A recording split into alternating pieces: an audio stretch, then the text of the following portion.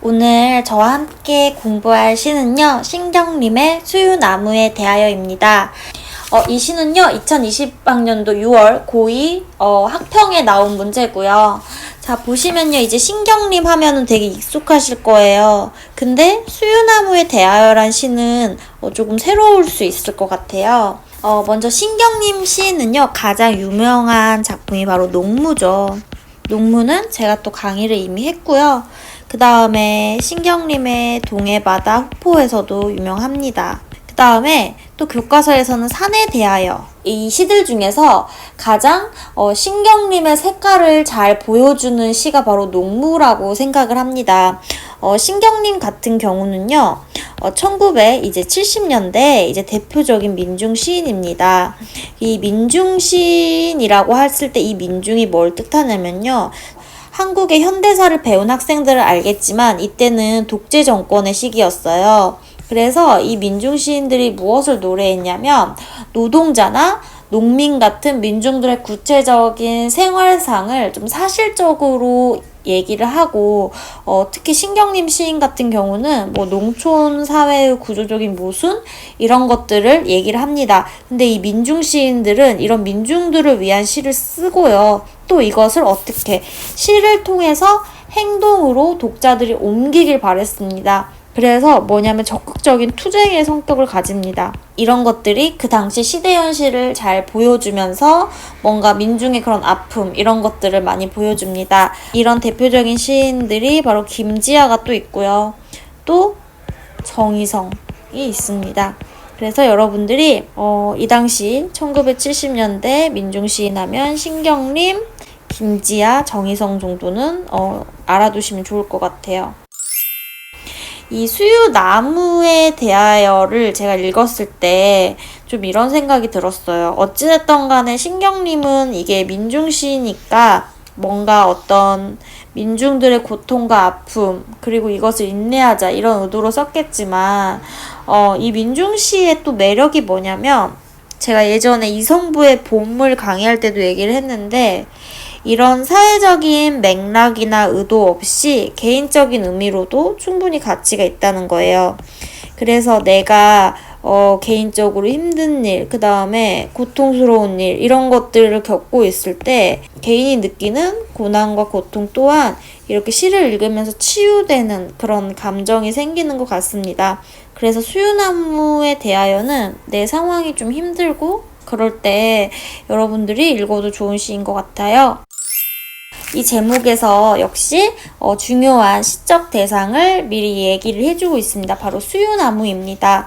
이 수유나무는요, 제가 사진을 준비했어요. 수유나무는 또 다른 말로 쉬나무라고도 합니다. 굉장히 우리 주변에서 자주 볼 수 있는 거고요. 그 다음은 이 쉬나무가 꽃이 필 때의 모습입니다. 어디서 본 듯하고 굉장히 아름다운 모습을 가지고 있죠. 그리고 이 수유나무에 대하여 전문을 읽어본 사람들은 이 수유나무가 의인화된 대상이다 라고 생각을 하시면 됩니다. 그러니까 결국 이 시는요, 이 수유나무 자체를 말하는 건데요. 이 수유나무는요, 아까 말했듯이 민중으로 해석할 수도 있고, 아니면 나 자신으로 해석할 수 있고, 아니면 우리 주변의 어떤 친구라고도 해석할 수 있고, 다양하게 해석을 할 수 있습니다. 자, 그러면 본격적으로 1행부터 저와 함께 볼게요. 내가 살아온 나날을 누가 어둠뿐이었다고 말하는가, 이렇게 얘기를 하고 있습니다.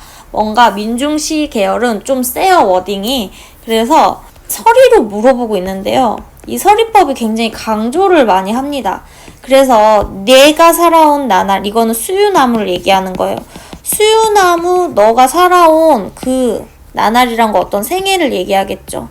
생애나 과거를 누가 어둠뿐이었다고 말하는가는 결국 무슨 말이에요? 어둠인 것이 아니다라는 얘기죠. 누가 내가 살아온 나날을 어둠뿐이었다고 말하는가로, 원래는 이 누가라는 이 주어가 앞으로 나가야 되죠. 근데 이 누가도 도치를 했습니다. 그래서 도치랑 서리는 의미를 강조할 때 쓰이는 가장 대표적인 이제 기법입니다. 그래서 여기서 도치법과 서리법 모두 찾아볼 수 있는 거 확인하세요. 왜 화자가 이렇게 처음부터 강하게 얘기를 할까, 그 부분을 한번 볼게요. 몸통 군데군데 썩어 흉한 상처 거목해 드러나고 팔다리 여기저기 잘리고 문드러져 온 몸이 일그러지고 뒤틀렸지만 터진 내 살갗 들치고 바람과 노을 동무에서 어깨와 등과 손끝에 자잘한 꽃들 노랗게 피어나는데 라고 얘기를 합니다. 자, 여기서 이행까지는요, 질문을 던지죠. 그 다음에 그 3행부터는 뭐냐면 이 질문에 대한 어떤 답변을 내립니다. 왜 어둠뿐이라고 말할 수 없냐라고 얘기하면 여기서 보면요, 몸통이 군데군데 썩었어요. 이거는 뭔가의 수유나무의 그런 고난과 고통을 상징을 하겠죠. 그 다음에 상처가 어때요? 흉해요. 근데 이게 까맣게 드러나. 이거는 시각적인 이제 묘사가 생생하게 드러납니다. 팔다리가 여기저기 잘리고 문드러졌어요. 온몸이 일그러지고 뒤틀렸어요. 이런 것들은 모두 부정적인 상황이잖아요. 그래서 여러분들이 이렇게 생각을 하면 돼요. 뭔가 이렇게 민중시는 표현이 좀 강한 게 독자들한테 강한 자극을 줘서 어떤 실천을 촉구하기 위함입니다. 그리고 실제로 이 당시에 민주주의라던가 어떤 정의로운 가치에 온몸을 감금당해서 고문당해서 죽거나 이런 경우가 너무 비일비재했잖아요. 그 다음에 그 정말 민주화 운동을 생각을 해보면은 이런 표현이 과하다고 볼 수도 없는 것 같아요. 뭐 5.18이라던가 4.19 같은 그런 이 현대사를 돌이켜 봤을 때는 정말 이 수유나무로 상징되는 어떤 민중들의 그런 아픔이 또 느껴지고, 또 내가 진짜 마음이 썩을 것 같고 내 마음이 너무 흉한 상처가 났어. 그리고 내 온몸은 막 뒤틀려진 상황일 수 있잖아요. 어떤 사람이 고통을 겪게 되면. 그래서 이게 내 고통으로 되면 더 이런 부분에서 공감이 생기는 거죠. 그 다음에 터진 내 살갗 들치고. 자, 근데 여기서부터는 반전이 일어납니다. 뭐라고 얘기하면요, 바람과 노을이 동무에서라고 얘기하고 있어요. 이 수유나무 혼자 상처 입고 있을 때 누가 있냐면요, 바람하고 노을이라는 동무는 친구를 얘기하죠. 친구들이 있는 거예요. 그러면 동무한다는 거는 어떤 동반자를 얘기하고요, 힘과 위로를 주는 존재죠. 자, 우리가 민주화 운동 사람들이 그렇게 열심히 할 수 있는 이유는 나 혼자가 아니잖아요. 주변에 사람들이 모여서 정의로운 뜻을 목소리 높게 펼칠 수 있는 거죠. 세상 모든 것들이 그래요. 인간은 사회적인 동물이기 때문에 나 혼자 뭐든 혼자 이뤄낼 수는 없어요.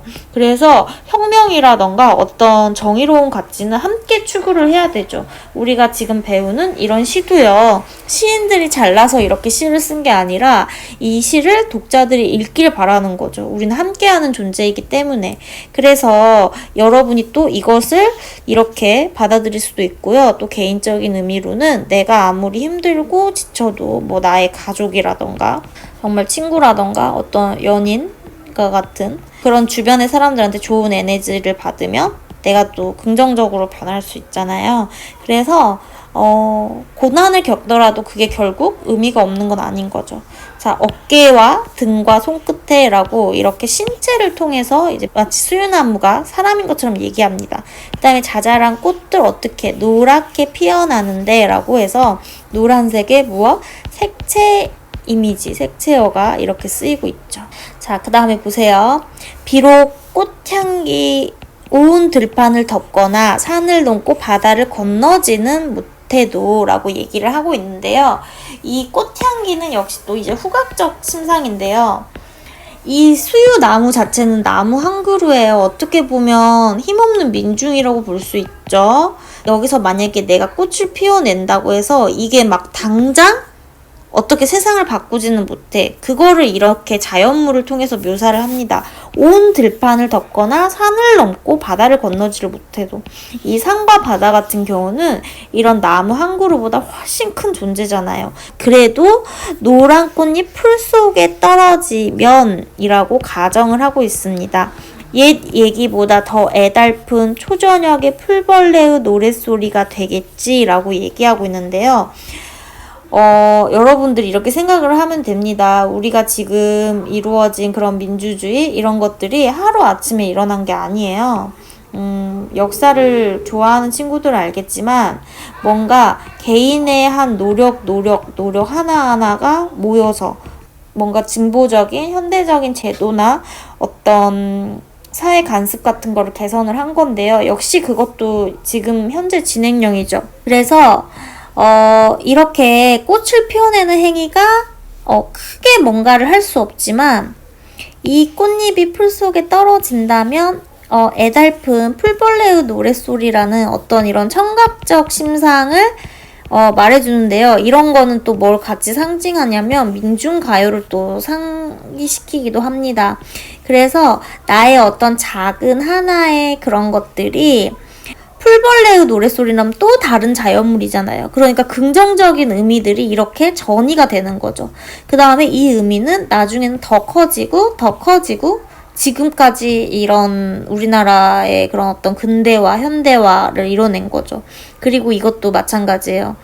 개인적인 경우에 한번 해볼까요? 내가 만약에 공부 때문에 힘들어. 공부가 잘 안 돼. 하지만 내가 하는 이런 행위가 모여서 나중에 내 인생 전체를 봤을 때 뜻깊은 일이 될 수도 있고, 내가 겪는 고통을 참아내는 게 당장 뭔가를 해주지는 못하는 거지만 나중에 이게 쌓여서 인생 전반적으로 봤을 때의 긍정적인 변화를 이룰 수도 있는 거죠.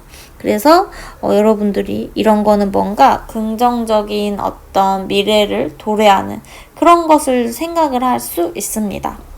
그래서 이렇게 또 이제 마무리를 하고 있어요. 이거는 뭐냐면 1, 2행과 굉장히 비슷한 구조이기 때문에 수미상관의 구조로 볼 수가 있습니다. 유사해도 이제 수미상관으로 봅니다. 누가 말하는가? 이 노래 듣느니 오직 하늘과 별뿐이라고 라고 얘기를 하죠. 그러니까 이런 얘기예요. 이 노래를 듣는 사람은 하늘과 별뿐이 아니라 우리 모두라고. 이 말이 생략이 되어 있는 거죠. 좀 느낌이 오시나요? 그래서 어떻게 보면 시는 노래거든요. 이 노래라는 건 수유나무에 대한 노래, 이런 것들이 하늘과 별, 이런 자연물뿐만 아니라 우리 모두 또 우리의 사회, 그 다음에 민중들한테 퍼져나가는 그런 긍정적인 메아리가 될 수 있는 겁니다. 그래서 이 수유나무에 대하여 이거 같은 경우는요, 이런 수유나무의 고난과 고통이 결코 가치 없지 않다. 이것은 가치 있는 일이고 긍정적인 미래가 오게 되는 그런 이제 날개짓이다. 이렇게 해석을 할 수가 있습니다. 여러분이 지금 하는 일이 잘 안 풀리거나 좀 힘들어서 지칠 때 휴식기를 갖거나 그런 건 참 좋은데, 뭔가 포기하지 않고 지금의 상황을 긍정적으로 생각할 수 있는 그런 시가 아닌가 이런 생각을 했습니다. 오늘 강의는 여기까지고요. 좋아요와 구독 꼭 눌러주세요. 다음 시간에 또 만나요. 안녕.